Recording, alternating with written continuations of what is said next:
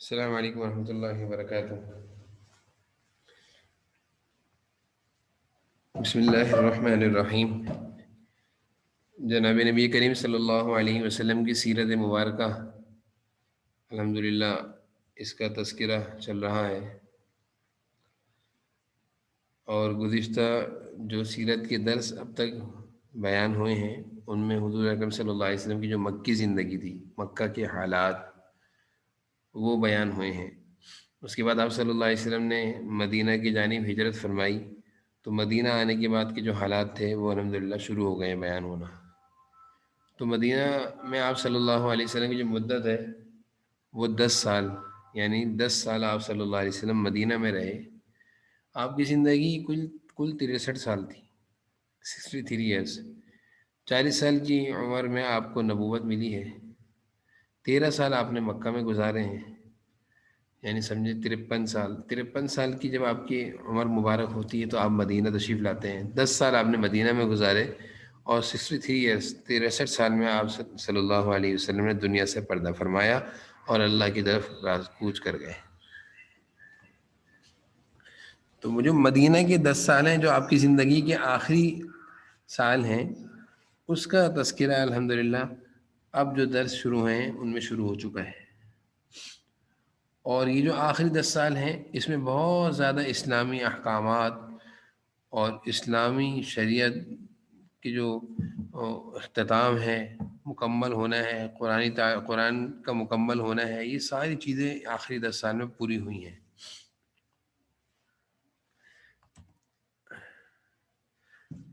اب جب آپ صلی اللہ علیہ وسلم نے مدینہ کی جانب ہجرت فرمائی اور آپ مدینہ آ گئے ہیں، تو مدینہ آنے کے بعد سب سے پہلے کیا چیز پیش آئی ہے؟ وہ خطرات اور ان کا مقابلہ تھا کہ ایک اسلامی ریاست قائم ہو گئی ہے، اسلامی ریاست کو پیش آنے والے خطرات، دشمنان کی طرف سے خطرات، ان کا مقابلہ۔ تو آپ نے کل 5 سال اور 8 مہینے دشمنان کی طرف سے پیش آنے والے خطرات کا مقابلہ کیا ہے، کیونکہ دشمنان اسلام، مشرکین، یہود و نصارہ، یہ سب یہ سمجھ رہے تھے کہ مدینہ میں ایک چھوٹی سی اسلامی ریاست قائم ہوئی ہے، اس کو ہم ختم کر دیں گے، اور اس کو ختم کرنے کے لیے انہوں نے بے حد کوششیں کری ہیں۔ مسلمانوں کو جان کو، مال کو نقصان پہنچانے کی بے حد کوششیں کی ہیں، اور مسلمان صحابہ اور حضور اکرم صلی اللہ علیہ وسلم کی طرف سے ان کا مقابلہ کیا گیا ہے۔ تو اس مقابلے کرتے کرتے تقریباً 5 سال گزرے، 5 سال اور 8 ماہ، اور جب کفار کو بڑی بڑی شکستیں ہوئی ہیں، یعنی بہت بڑی ناکامی اور شکستوں کا سامنا ہوا، بڑے بڑے سردار ان کے مارے گئے، بڑے بڑے جنگجو لوگ مسلمانوں کے ہاتھ مرے، تو ان کو یقین ہو گیا کہ یہ مسلمان کوئی چھوٹی سی اسلامی ریاست نہیں ہے، نہ یہ مسلمان بہت کم ہیں تعداد میں، بلکہ وہ یہ سمجھ گئے کہ ان کے ساتھ کوئی بہت بڑی طاقت ہے، اور ان کو یہ بات سمجھنا نہیں بلکہ ان کو تسلیم کرنا پڑ گئی یہ بات کہ ہم ان کو آسانی سے ختم نہیں کر سکتے۔ اور اس چیز کو سمجھانے کے لیے مسلمانوں نے تقریباً 5 سال اور 8 ماہ کا عرصہ گزارا ہے، ان سے مقابلہ کرتے کرتے مختلف جنگیں ہوئی ہیں، غزوے، چھوٹے چھوٹے بڑے بڑے غزوات جو ہیں وہ بدر اور احد اور حنین اور حدیبیہ اس طرح کے نام سے مشہور ہیں، لیکن اس کے علاوہ چھوٹے چھوٹے مقابلے بھی بہت سارے ہوئے ہیں جس میں مشرکین کی طرف سے کئی دفعہ مسلمانوں پر حملہ ہوا، مسلمانوں نے جواب دیا۔ تو جب اس طرح کے ان کو جوابات ملے، اور بدر کے میدان میں بہت بڑی شکست ان کو ہوئی، اور ان کے بڑے بڑے سردار، جس میں جیسے ابو جہل جیسا مارا گیا، اور اس طرح کے اس کے ان کے بڑے بڑے سردار جب مارے گئے، تو ان کو اس بات کا یقین ہو گیا کہ اب مسلمان ایک طاقت اور ایک قوت کے ساتھ ظاہر ہو گئے ہیں، اور اب مسلمان ایک طاقت اور قوت کی شکل اختیار کر گئے ہیں، اور اب مسلمانوں کو اور مدینہ کی ریاست اور حضور صلی اللہ علیہ وسلم اور صحابہ کو ختم کرنا کوئی آسان کام نہیں ہے، اور ان کو اس بات کا یقین ہو گیا کہ مسلمان کوئی اکیلے نہیں ہیں، بلکہ ان کے ساتھ ایک بڑی طاقت ہے، اور وہ اللہ رب العالمین کی طاقت تھی، اور اس طاقت کے ہوتے ہوئے ان کو کوئی نقصان نہیں پہنچا سکتا۔ اور یہی بات میں یہاں پہ بار بار عرض کرتا ہوں، ہمیشہ جب بھی درس سیرت کے بیان دیتا ہوں، کہ اللہ رب العالمین کی طاقت کسی کے ساتھ ہو جائے، وہ کتنا ہی کمزور ہو، اللہ اس کی حفاظت بھی کرتے ہیں، اس کی مدد بھی کرتے ہیں، اس کو کامیاب بھی کر دیتے ہیں۔ مسلمان بظاہر طاقت میں، قوت میں، تعداد میں، اسلحے میں اور ظاہری اسباب اور سامان میں، ساز و سامان میں، ہتھیار میں، ہر چیز میں بہت کم تھے، بہت کم تھے۔ اور اس کے بنسبت کفار مشرکین ہر چیز میں بہت زیادہ تھے، طاقت بھی زیادہ، قوت بھی زیادہ، ہتھیار بھی زیادہ، گھوڑے بھی زیادہ، جنگجو بھی، جنگ کا ساز و سامان بھی، سب کچھ ان کے پاس تھا۔ لیکن اللہ کی طاقت اور اللہ کی مدد ان کے ساتھ نہیں تھی، اس لیے وہ ناکام تھے اور ناکام ہوئے اور رسوا ہوئے، اور انہوں نے اپنی بڑی بڑی ناکامیوں اور ذلتوں کا سامنا کیا، اور بڑے بڑے سرداروں کو انہوں نے اپنے ہاتھوں سے قبر میں اتارا جو مسلمانوں کے ہاتھ مارے گئے۔ اور مسلمان جو بظاہر تعداد میں بہت تھوڑے تھے، ہر لحاظ سے کمزور تھے، لیکن اللہ کی مدد کے ساتھ ہونے کی وجہ سے ہر موقع پر اللہ تعالیٰ نے بڑی بڑی کامیابیاں عطا فرمائی، بڑی بڑی کامیابی عطا فرمائی۔ تو یہ خطرات اور ان کا مقابلہ مسلمانوں نے تقریباً 5 سال کیا ہے، یعنی مکہ سے مدینہ آنے کے بعد مشرکین مکہ کے کافر سکون سے نہیں بیٹھے تھے۔ یعنی وہ ان کو چاہیے تھا کہ جب مسلمان اب یہاں سے چلے گئے تو ان کو چھوڑ دو، مدینہ میں اپنی عبادت کریں گے، اللہ کی عبادت کریں گے، اپنی مرضی کی زندگی گزاریں گے۔ لیکن ان کو مسلمانوں کا مدینہ میں آرام سے عبادت کرنا بھی گوارا نہیں تھا۔ وہ کہتے ہیں ہم کیوں ان کو چین سے رہنے دیں، ہم ان کو کیوں سکون سے رہنے دیں۔ تو مسلمانوں کے چین و سکون کو برباد کرنے کے لیے انہوں نے کوششیں کریں اور برابر مقابلے ہوئے، اور ان مقابلے میں مسلمانوں کا آمنا سامنا رہا، بڑی بڑی جنگیں ہوئیں۔ جب ان کو بہت بڑی بڑی ناکامیوں اور شکستوں کا سامنا ہوا تو وہ اس بات کو جان گئے اور تسلیم کر گئے، اور یقین آ گیا کہ اب مسلمانوں کا مقابلہ ہمارے لیے آسان نہیں ہے۔ اب مسلمان ایک طاقت اور ایک مضبوط جماعت کی شکل میں ظاہر ہو گئے ہیں اور ابھر کر آئے ہیں، اب ان کو دبانا کوئی آسان کام نہیں۔ تو یہ میں نے جو خطرات اور ان کا مقابلہ، جو سلائیڈ آپ کے سامنے لگائی ہوئی، اس کی میں نے تشریح کری ہے۔ اب مسلمانوں کو خطرات کس طرح کے تھے اور کتنے لوگوں سے تھے؟ 2 طرح کے خطرات تھے، اندرونی خطرات، بیرونی خطرات۔ اندرونی خطرات کن سے تھے؟ مدینہ میں منافقین اور یہودیوں کا ٹولہ آباد تھا۔ یہ بات پہلے آ چکی ہے کہ منافقین کے جو سردار تھا وہ عبداللہ بن ابی بن سلول۔ یہ کون تھا؟ اسلام اور مسلمانوں کے مدینہ پہنچنے سے پہلے یہ عبداللہ بن ابی مدینہ میں جو لوگ تھے زمانہ جاہلیت میں، کفار مدینہ کے لوگ، ان کا یہ بڑا تھا، سردار تھا، اور اس کی بات مانی جاتی تھی، اور اس کی بادشاہت اور سرداری کو تسلیم کیا جاتا تھا، اور یہ جیسا کہتا ویسے کیا جاتا تھا۔ لیکن جب حضور اکرم صلی اللہ علیہ وسلم مدینہ تشریف لائے ہیں تو اس کی سرداری ختم ہو گئی، اس کی چودراہٹ ختم ہو گئی، اس کا کہنا سننا لوگوں نے چھوڑ دیا، لوگوں کے سامنے حق ظاہر ہو گیا، باطل ظاہر ہو گیا۔ تو جب اس کی سرداری ختم ہوئی اور اس کی چودراہٹ ختم ہوئی اور اس کو یہ ظاہر ہونے لگا کہ اب مدینہ کے لوگوں کے دلوں میں اسلام اور مسلمان اور اپنے نبی کی عظمت زیادہ ہے، میری محبت اور عظمت نہیں ہے، تو اس نے اپنا ایک لشکر اور ایک گروہ تیار کیا، اور اس لشکر اور اس گروہ کا نام بنا منافقین کا گروہ۔ اور یہ اپنے اس لشکر کے ہر شخص کو یہ کہتا تھا کہ ظاہری اسلام قبول کرو، اندر سے مسلمان نہ ہونا۔ ظاہر میں یہ کہنا کہ ہم مسلمان ہیں لیکن اندر سے ہم مسلمانوں کو نقصان پہنچائیں گے، ہم مسلمانوں کے دشمن ہیں، ایسے لوگوں کو منافقین کا نام دیا گیا قرآن کریم میں۔ اور قرآن میں اللہ نے فرمایا ان المنافقین فی الدرک الاسفل من النار، جہنم کے سب سے نچلا طبقہ، سب سے نیچے جو جگہ ہوگی وہاں منافقین ہوں گے، کیونکہ یہ آستین کے سانپ ہیں۔ ایک ہوتا ہے ظاہری دشمن جو اپنی دشمنی کھل کر ظاہر کرے، اور ایک ہوتا ہے آستین کا سانپ جو سامنے تو ہو، دوستوں کا لباس پہنا ہوا ہو، لیکن اندر سے اس کے اندر بغض اور عناد اور دشمنی بھری بھی ہو، وہ زیادہ خطرناک ہوتا ہے، اس سے زیادہ نقصان پہنچنے کا اندیشہ ہوتا ہے۔ یہی وجہ ہے کہ منافقین سے شروع اسلام سے لے کر آج تک مسلمانوں کو اور اسلام کو بہت زیادہ نقصان پہنچا، بہت زیادہ نقصان پہنچا۔ تو اس عبداللہ بن ابی منافق نے وہاں پہ مدینہ میں آپ صلی اللہ علیہ وسلم کے مقابلے میں ایک لشکر تیار کیا، ایک جماعت تیار کری، ایک گروہ تیار کیا۔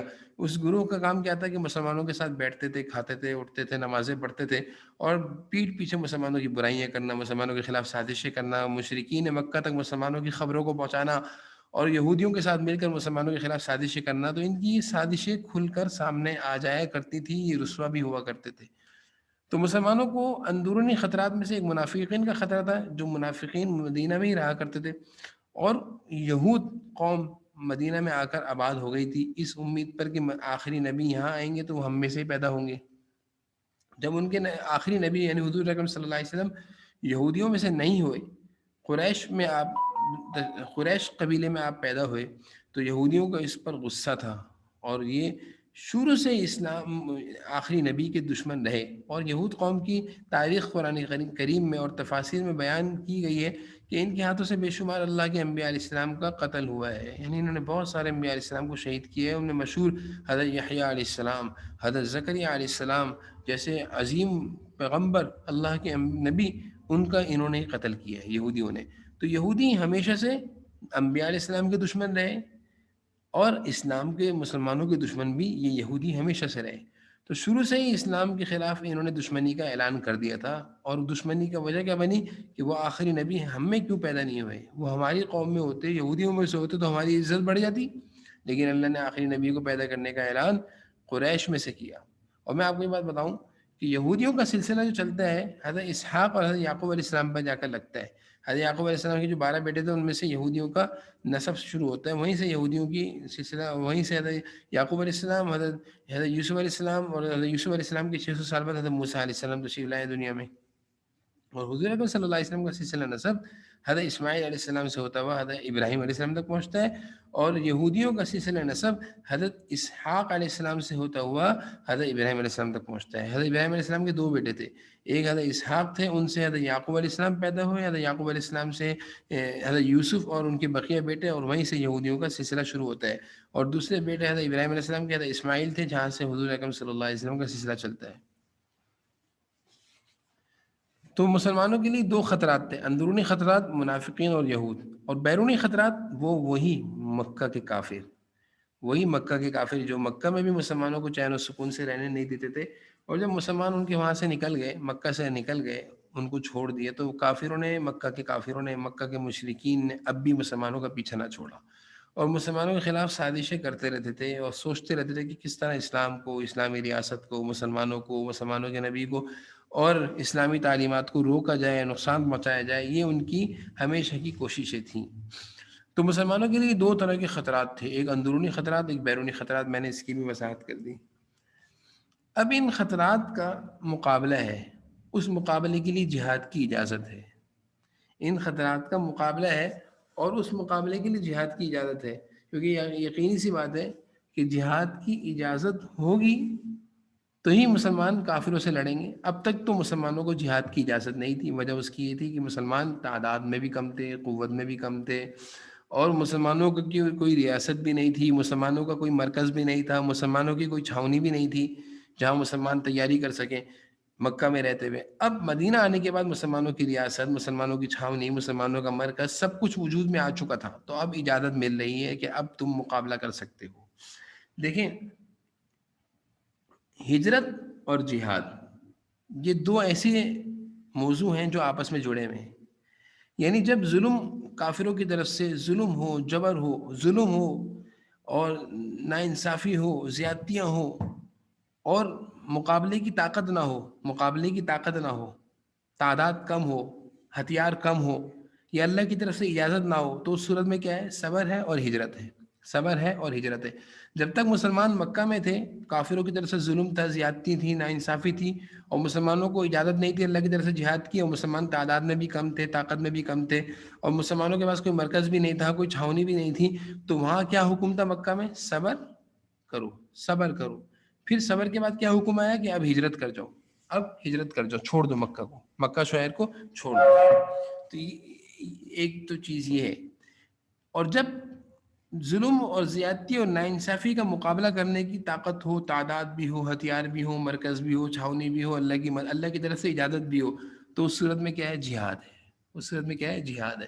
تو جب تک مسلمانوں کے پاس مرکز نہیں تھا، اسلامی ریاست نہیں تھی، طاقت اور تعداد نہیں تھی، اللہ کی طرف سے اجازت بھی نہیں تھی، تو اس وقت کیا حکم تھا کہ صبر کرتے رہو۔ صبر کرتے کرتے پھر کیا حکم آیا کہ اب ہجرت کر جاؤ، مقابلہ نہیں کرنا، جہاد نہیں کرنا، لڑنا نہیں ہے، لڑائی کا جواب نہیں دینا، مارنے کا جواب نہیں دینا، بلکہ مار کھانی ہے۔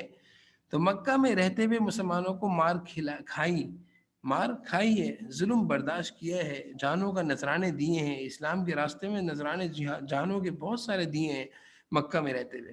لیکن جب مدینہ آئے اور تعداد بھی بڑھ گئی، مرکز بھی مل گیا، چھاونی بھی بن گئی، اللہ کی طرف سے اجازت بھی مل گئی، تو اب اللہ نے کہا اب اگر تمہیں کوئی مارے تو اس کا جواب دو، اس کا جواب دو۔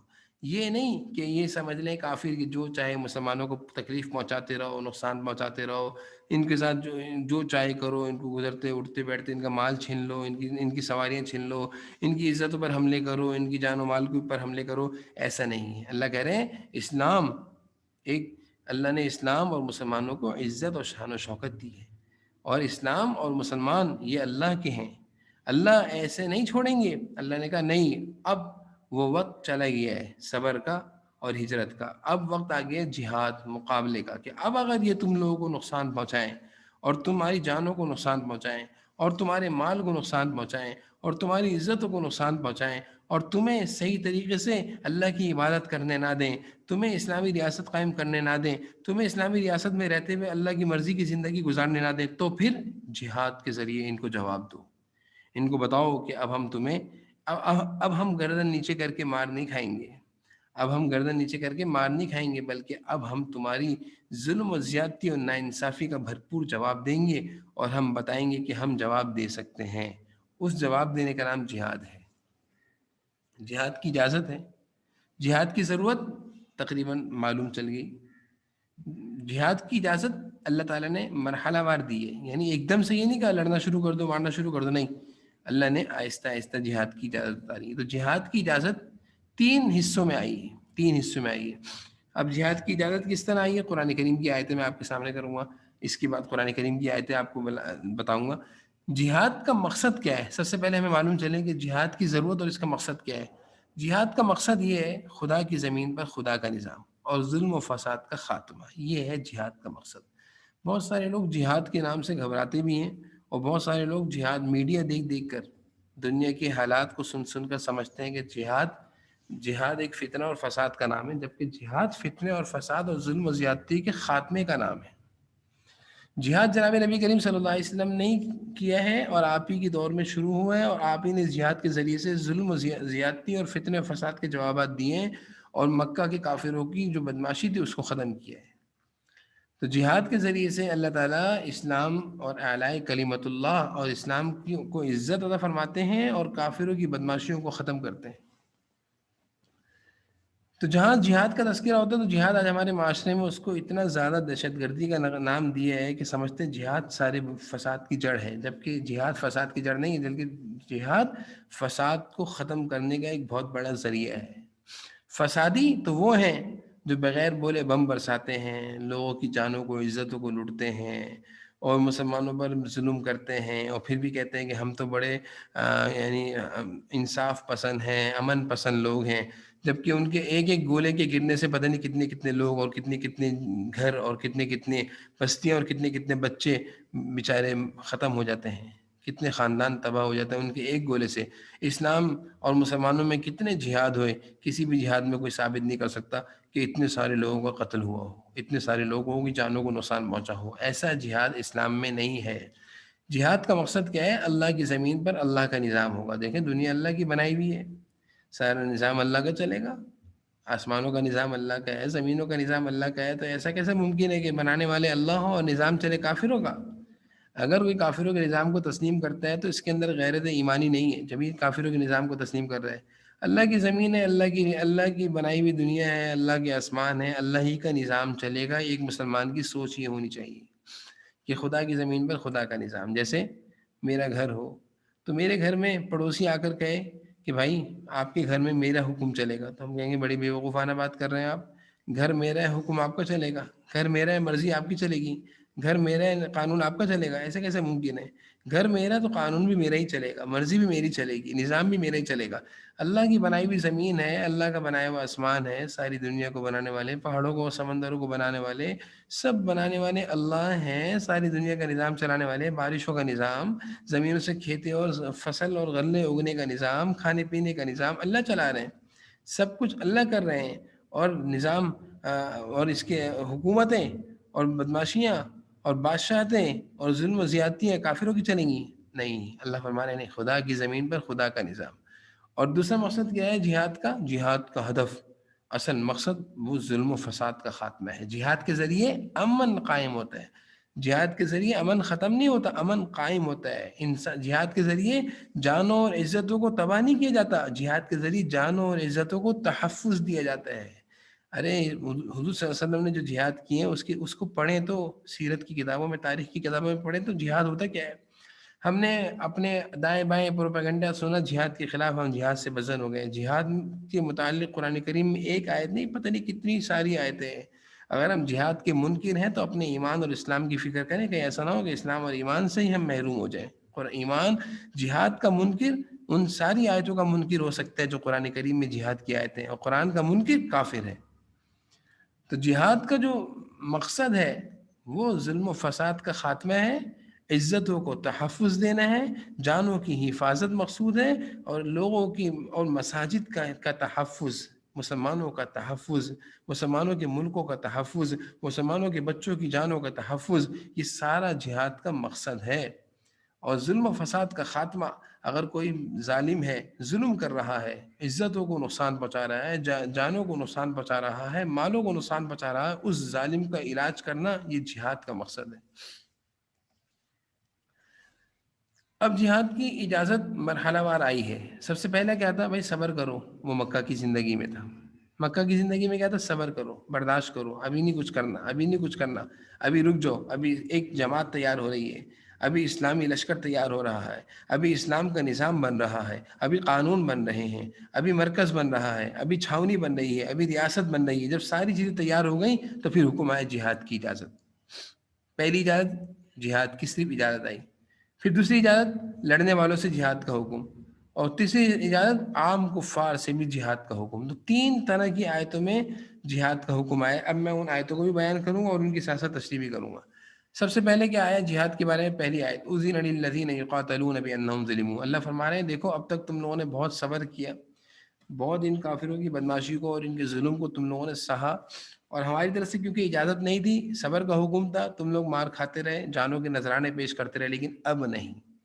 اب بِأَنَّهُمْ ظُلِمُوا، اگر تمہارے ساتھ زیادتی ہو، ناانصافی ہو، جان اور مال پر حملہ ہو تو تم نے جواب دینا ہے. وَإِنَّ اللَّهَ عَلَىٰ نَصْرِهِمْ لَقَدِيرٌ. اللہ فرما رہے ہیں اللہ کی مدد، اس قدرت والے اللہ، وہ طاقت والے اللہ کی مدد تم لوگوں کے ساتھ ہے. تو یہ پہلی آیت ہے جس میں اللہ نے مسلمانوں کو یہ اجازت دی کہ اب ظلم کے بدلے صبر نہیں ہے، اب ظلم کے بدلے کافروں کو بتانا ہے کہ ہم تمہارے ظلم کا جواب دے سکتے ہیں. بہت ہو گئی ہے برداشت کرتے کرتے، بہت ہو گئی ہے مار کھاتے کھاتے، بہت ہو گئی ہے صبر کرتے کرتے، لیکن اب ہمارے اللہ نے ہمیں اجازت دے دی کہ اب اگر تم کچھ کرو گے تو تمہیں برابر کا جواب ملے گا، سوچ سمجھ کر. یہ کوئی مقصد نہیں ہے کہ ہم اپنی عزت کی زندگی، اپنی عزتوں کو بھی محفوظ نہ کر سکیں، اپنی جانوں کو بھی محفوظ نہ کر سکیں، اسلامی ریاست کو قائم نہ کر سکیں، اپنے گھر بار کو نہ بچا سکیں، ہماری ماؤں بہنوں کی عزت محفوظ نہ رہے. یہ کیا مطلب؟ جب چاہو آ کر عزتوں پر حملے کرو، جانوں پر حملے کرو، ریاست کو توڑو. ایسا ممکن نہیں ہے. اب ہم تمہیں جواب دیں گے. تو جہاد اذن للذین یقاتلون بانہم، پہلی آیت جس کے ذریعے اللہ نے کہا کہ اگر تم پر ظلم ہو تو جواب دینا، تاکہ ظالم کو پتہ چلے کہ مظلوم ہاتھوں میں چوڑی پہن کر نہیں بیٹھا ہوا، مظلوم برابر کا جواب دے گا. پھر جہاد ہر ایک سے نہیں ہے. کچھ کافر وہ ہوتے ہیں جو ذمی ہوتے ہیں، جو مسلمانوں کے ساتھ، بہت سارے لوگ سمجھتے ہیں جہاد کا مطلب یہ کہ ہر کافر کو اٹھ کے بس مارو. یہ مطلب نہیں ہے. اسلام نے بہت سارے قیود اور بہت سارے قوانین کے ساتھ جہاد کی اجازت دی ہے. ہر ایک کافر کو مارنے کی اجازت نہیں ہے. بہت سارے کافر ایسے ہیں جو مسلمانوں کے ملکوں میں رہتے ہیں، کافر ذمی، کہ ہم تمہارے قانون کی پاسداری کریں گے اور ہم تمہیں کسی طرح نقصان نہیں پہنچائیں گے، تو ان سے جہاد کرنے کی اجازت نہیں ہے، ان سے لڑنے کی اجازت نہیں ہے. جیسے ہمارے ملک میں ہندو رہتے ہیں اور وہ پاکستان کے جو قوانین ہیں ان کی پابندی کرتے ہیں، تو کسی کو اجازت نہیں ہے ان کو نقصان پہنچانے کی. اسلام بالکل اجازت نہیں دیتا. پھر دوسرے کافر ہوتے ہیں مستعمن کافر وہ ہوتے ہیں جو دوسرے ملکوں سے آتے ہیں اور بزنس اور کاروبار کے لیے ہمارے ملک میں اجازت لے کر آتے ہیں. مثال ہے چائنا کے لوگ آتے ہیں پاکستان میں تجارت، کاروبار، بزنس کے لیے، تو ان کو بھی نقصان پہنچانے کی اجازت نہیں ہے. یہ نہیں کہ کافر ہے تو مارو. دیکھیں اسلام بڑا زبردست قسم کا مذہب ہے. کافر تو مسلمان کو نقصان پہنچا سکتا ہے جب دیکھے گا کہ کوئی بھی مسلمان ہے، چاہے وہ بزنس کے لیے گیا ہو، لیکن کافر اپنے خار اپنا غصہ نکالے گا. لیکن اسلام کہتا ہے مسلمانوں کو نہیں، اگر یہ بزنس کے لیے آیا ہے اس کو کچھ نہ کہو، اس کو کاروبار کرنے دو. تیسرے کافر وہ ہیں جو معاہدہ کرے میں ہم سے، ان کا ہمارا معاہدہ ہو گیا جنگ بندی کہ ہم آپس میں نہیں لڑیں گے، یہ ہمارا تمہارا معاہدہ ہے.